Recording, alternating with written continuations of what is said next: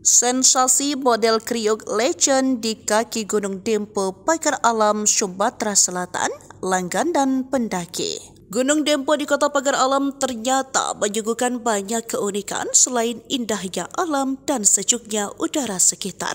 Puncak Gunung Dempo dan Puncak Merapi Dempo menjadi salah satu daya tarik wisatawan khusus yang hobi mendaki. Namun ternyata bukan saja tantangan dan keindahan puncak Gunung Dempo dan Merapi Dempo yang selalu menjadi daya tarik dan incaran para pendaki saat berada di Kota Pagar Alam. Salah satu yang selalu mewarnai perjalanan pendaki adalah sensasi kuliner model kriuk legend yang ada di depan pabrik teh Kota Pagar Alam. Kuliner berkuah yang disajikan saat hangat ini juga selalu dimampiri para pendaki yang turun dari perjalanan mendaki puncak Gunung Dempo. Model kriuk legend ini bahkan telah ada sejak tahun 1996 dan masih saja sampai saat ini menjadi kuliner yang dicari para pendaki. Bahkan nama dari model kriuk legend ini juga berasal dari sebutan para pendaki dari berbagai daerah yang makan serta menikmati racikan model sederhana tersebut. Suwarno, pemilik model kriuk legend, mengatakan jika dirinya telah berjualan model tersebut sejak tahun 1996 sampai saat ini. Dirinya mengelola warung modelnya tersebut bersama istri dan anaknya.